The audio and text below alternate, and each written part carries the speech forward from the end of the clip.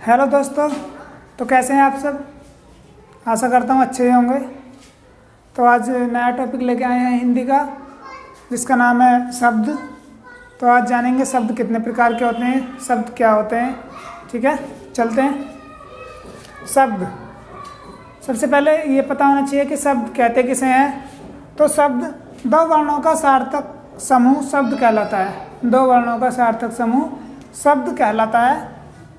उसके बाद देखो, भाषा की सबसे छोटी इकाई हमने बताई थी वर्ण होती है। क्या होती है? वर्ण। लेकिन अगर पूछा जाए भाषा में वर्ण के बाद सबसे छोटी इकाई क्या होती है, तो भाषा में वर्ण के बाद सबसे छोटी इकाई शब्द होती है। समझ गए?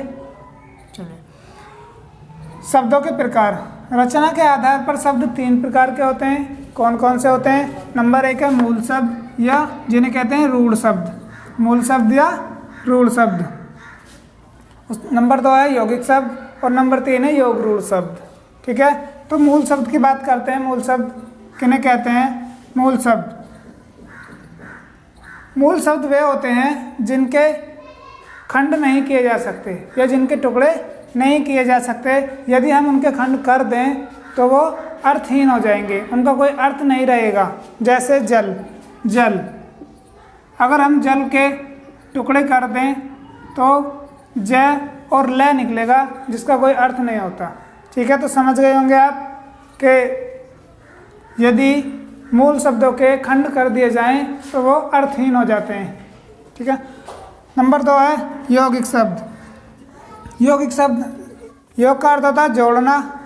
तो देखिए, दो शब्दों के योग से बने सार्थक शब्द, दो शब्दों के योग से बने सार्थक शब्द क्या कहलाते हैं? मूल यौगिक शब्द कहलाते हैं। इनके टुकड़े किए जा सकते हैं, और जो टुकड़े हमने कर दिए हैं उनका भी एक सार्थक अर्थ होता है। जैसे रसोई घर।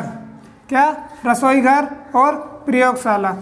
यदि हम इनके भी टुकड़े कर दें तो रसोई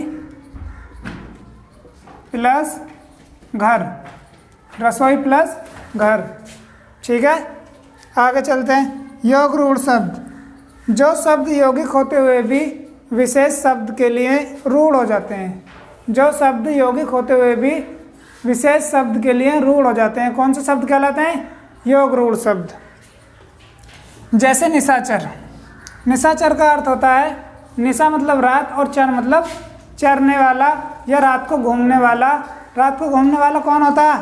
रात को घूमने वाला राक्षस। निशाचर का अर्थ क्या हो जाएगा? रात को घूमने वाला राक्षस। दूसरा एग्जाम्पल देखेंगे, दशानन। दशानन का अर्थ होता है किसके लिए? जिसके 10 आनन हो, यानी कि जिसके 10 सिर हो। दशानन का अर्थ होता है रावण। ठीक है, तो ये किसके लिए बोल रहा है? रावण। देखिए, योग रूढ़ शब्द बहुव्रीहि समास में प्रयोग किए जाते हैं। जो नाम वाले बहुव्रीहि होते हैं वो सब योग रूढ़ शब्द होते हैं। ठीक है, चलिए अब आगे पढ़ते हैं। उत्पत्ति के आधार पर शब्दों को कितने भागों में बांटा गया है। पहले पढ़े थे हमने रचना के आधार पर। तो रचना के आधार पर शब्दों के 3 भेद हैं, और उत्पत्ति के आधार पर शब्दों के 5 भेद हैं। तो देखते हैं कौन कौन से भेद हैं। नंबर 1 है तत्सम, नंबर 2 है तद्भव, नंबर 3 देशज, नंबर 4 विदेशी, और नंबर 5 संकर शब्द। तो पहले जानेंगे कि तत्सम शब्द कौन से होते हैं। तो तत्सम, देखिए इसमें सम लगा हुआ है तो याद रखेंगे संस्कृत के शब्द। तत्सम संस्कृत वाले शब्द। जो शब्द संस्कृत भाषा से हिंदी में ज्यों के त्यों आ गए हैं वो तत्सम शब्द कहलाते हैं। जैसे सूर्य, कर्ण, स्वर्ण। तो इनका रूप परिवर्तन नहीं होता, और इनको हिंदी में ऐसे के ऐसे ही प्रयोग कर लिया जाता है। ठीक है, आगे तद्भव शब्द, वे शब्द जो संस्कृत से आए हैं लेकिन उनका रूप परिवर्तित कर दिया गया है और उनको हिंदी में प्रयोग किया जाता है। जैसे सूर्य था, सूर्य का क्या हो गया? सूरज। कर्ण था, कर्ण का हो गया कान। स्वर्ण था, स्वर्ण का हो गया सोना। समझ गए होंगे आप।